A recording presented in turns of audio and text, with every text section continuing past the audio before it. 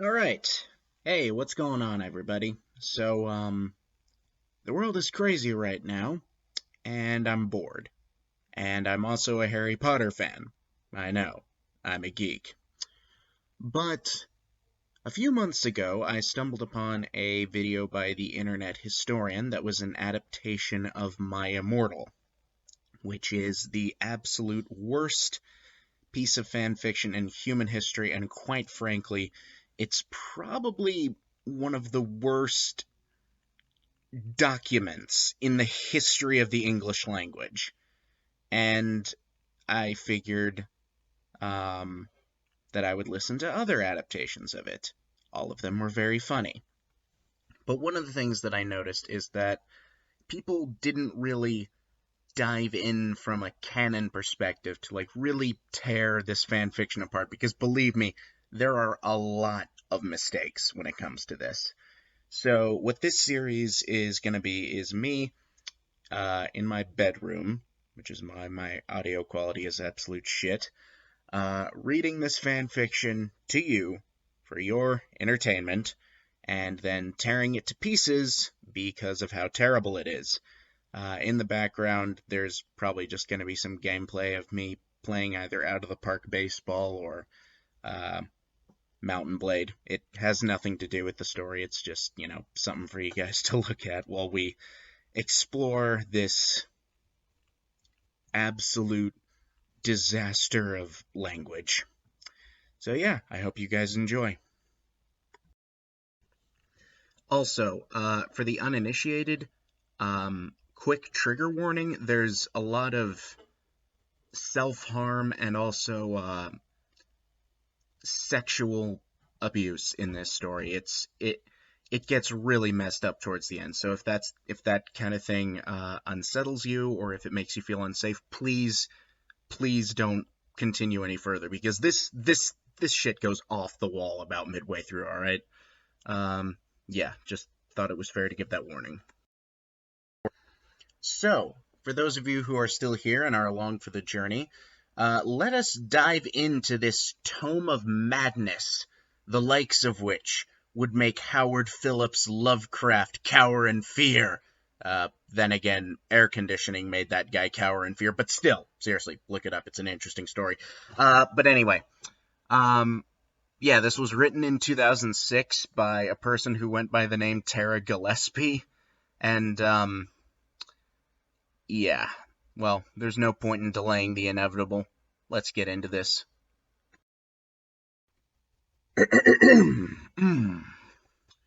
My Immortal by Tara Gillespie. Chapter 1. Author's note. Special thanks, get it, 'cause I'm gothic, to my GF, ew, not in that way, Raven Bloody Tears 666, for helping me with the story and spelling. Ooh, rock. Justin, or the love of my depressing life. Ooh, rock too. MCR rocks. Hi, my name is Ebony Darkness Dementia Raven Way, and I have long, ebony black hair. That's how I got my name, with purple streaks and red tips that reaches my mid-back, and icy blue eyes like limpid tears. And a lot of people tell me I look like Amy Lee. Author's note, if you don't know who she is, get the hell out of here. I'm not related to Gerard Way, but I wish I was, because he's a major fucking hottie. I'm a vampire, but my teeth are straight and white. I have pale white skin. I'm also a witch, and I go to a magic school called Hogwarts in England, where I'm in the 7th year. I'm 17. I'm a goth, in case you couldn't tell, and I wear mostly black. I love Hot Topic, and I buy all my clothes from there. For example, today I was wearing a black corset with matching lace around it with a black leather miniskirt, pink fishnets, and black combat boots. I was wearing black lipstick, white foundation, black eyeliner, and red eyeshadow. I was walking outside Hogwarts. It was snowing and raining, so there was no sun, which I was very happy about. A lot of preps stared at me. I put up my middle finger at them.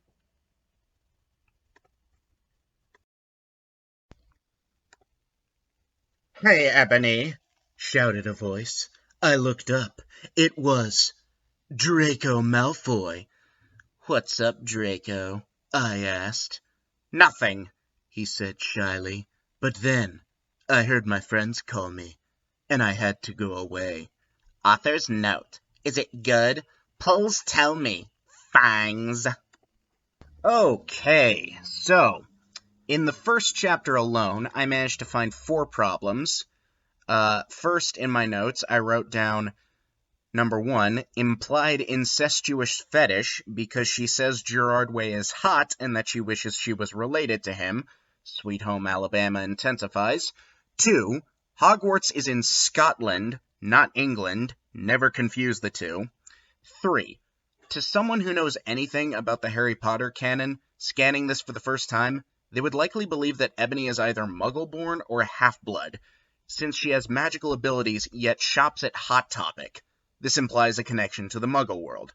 4, Draco Malfoy is never shy. He's confident to the point of being unlikable. He's a cocky, overconfident person. Now you may be thinking, wow, 4 mistakes in just 1 chapter? This has to be an outlier, right? No. I promise you, dear listener, it only gets worse from this point out. God help us all. Chapter 2. Author's note. Thanks to Bloody Tears 666 for helping me with the chapter. BTW, preps, stop flaming my story, okay? The next day, I woke up in my bedroom. It was snowing and raining again. I opened the door of my coffin and drank some blood from a bottle I had. My coffin was black ebony, and inside it was hot, pink velvet with black lace on the ends. I got out of my coffin and took off my giant MCR t-shirt, which I used for pajamas. Instead, I put on a black leather dress, a pentagram necklace, combat boots, and black fishnets on. I put on 4 pairs of earrings in my pierced ears, and put my hair in a kind of messy bun.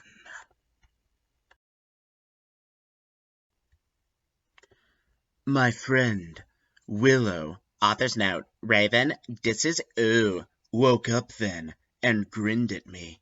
She flipped her long, waist-length raven black hair with pink streaks and opened her forest green eyes. She put on her Marilyn Manson t-shirt with a black mini, fishnets, and pointy high-heeled boots. We put on our makeup, black lipstick, white foundation, and black eyeliner.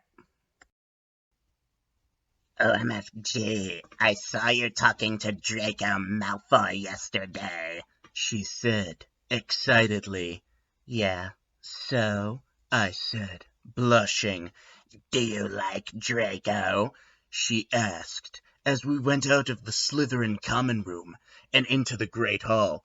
No, I so fucking don't, I shouted. Yeah, right, she exclaimed. Just then, Draco walked up to me. Hi, he said. Hi, I replied flirtily. Guess what? He said.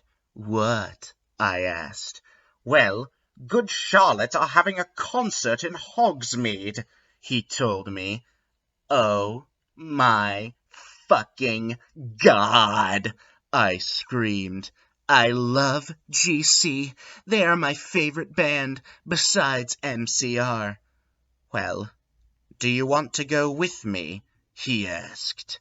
I gasped. Okay, so criticism number 1. Where is Ebony getting the blood from? 2. So I take it Willow is also a Muggle-born or a half-blood since she likes and knows who Marilyn Manson is. And 3, that's not possible because they mention they're in Slytherin. Slytherin House only lets in purebloods. The only half-blood they ever let in was Tom Riddle, aka Lord Voldemort. 4, the Slytherin common room is in the dungeons of Hogwarts. It's nowhere near the Great Hall, though Hufflepuff House is right next to the kitchen, so suck it, Slytherins. We get to eat before you do, you stuck-up little freaks. 5. Why does Draco know who Good Charlotte is? He's a pureblood extremist who has no interest in and is actively contemptuous towards Muggle culture. 6. Hogsmeade is the only entirely wizard village in Great Britain. It's heavily implied in the books that Muggles can't find it, just like Hogwarts itself. So that begs the question of why Good Charlotte, a band of Muggle artists, is playing in Hogsmeade. That brings the tally for Chapter 2 up to 6. It's already gotten worse, comrades. Chapter 3. Author's note. Stop flaming the story, preps, okay? Otherwise, thanks to the Gothic people for the good reviews. Thanks again, Raven. Oh yeah, BTW, I don't own this or the lyrics for Good Charlotte. On the night of the concert, I put on my black, lace-up boots with high heels. Underneath them were ripped, red fishnets. Then I put on a black leather mini-dress with all this corset stuff on the back and front. I put on matching fishnet on my arms. I straightened my hair and made it look all spiky. I felt a little depressed then, so I slit one of my wrists. I read a depressing book while I waited for it to stop bleeding, and I listened to some Good Charlotte. I painted my nails black and put on tons of black eyeliner. Then I put on some black lipstick. I didn't put on foundation because I was pale anyway. I drank some human blood, so I was ready to go to the concert.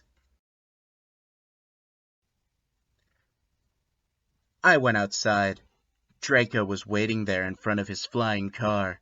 He was wearing a Simple Plan t-shirt. They would play at the show too. Baggy black skater pants, black nail polish, and a little eyeliner. Author's note, a lot for cool boys were it, okay? Hi, Draco, I said in a depressed voice. Hi, Ebony, he said back. We walked into his flying black Mercedes-Benz. The license plate said 666, and flew to the place with the concert. On the way, we listened excitedly to Good Charlotte and Marilyn Manson. We both smoked cigarettes and drugs. When we got there, we both hopped out of the car. We went to the mosh pit at the front of the stage and jumped up and down as we listened to Good Charlotte. You come in cold. You're covered in blood. They're all so happy you've arrived. The doctor cuts your cord, hands you to your mom, sets you free into this life, sang Joel. I don't own the lyrics to that song. Joel is so fucking hot, I said to Draco, pointing to him as he sung, filling the club with his amazing voice. Suddenly, Draco looked sad. What's wrong? I asked as we moshed to the music. Then I caught on. Hey, it's okay. I don't like him better than you, I said. Really? Asked Draco, sensitively, and he put his arm around me all protective. Really, I said. Besides, I don't even know Joel, and he's going out with Hillary fucking Duff. I fucking hate that little bitch, I said disgustedly, thinking of her ugly blonde face. The night went on really well, and I had a great time. So did Draco.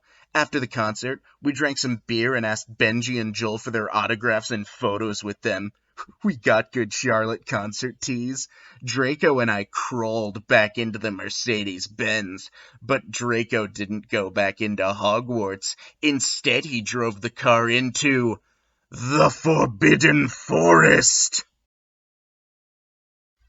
All right, ladies and germs, let's try and understand what the hell we just read. So, for chapter 6, I had 7 marks. First of all, that self harm came right the fuck out of nowhere. 2, vampires crave blood above all else. Why would Ebony willingly deprive herself of a significant amount? 3, okay, so now we know she's drinking human blood. But again, I have to ask, where is she getting it? Is she taking it from someone who volunteered? Or is something more nefarious going on here? 4, Draco doesn't own a flying car. Again, he's a pure-blood fanatic. Tara is likely thinking of the Weasleys. In fact, in the book, Arthur Weasley is punished by the Ministry of Magic for tampering with a car to make it fly. One of the men to criticize him for his actions is Lucius Malfoy, Draco's father. 5. Draco wouldn't be sensitive in a moment of jealousy. He's likely to storm off like an asshole, because, fun fact, Draco is an asshole. 6. Why is Ebony up to date on who Hilary Duff is dating? She's at Hogwarts. Doesn't she have more important things to do? 7. When she says they crawled back into the Mercedes-Benz, did they crawl all the way from the concert, like through the streets of Hogsmeade? So many questions, so little time. But those are the first 3 chapters. There are many more to go. Next time on My Immortal, Ebony and Draco spend some quality time in the Forbidden Forest, and Draco admits his true feelings for Ebony, and the most iconic lines in the history of fanfiction will be spoken aloud for all to hear. This and much, much more next time on My Immortal. Coming soonish. Like, I'm sure I'll get it done eventually.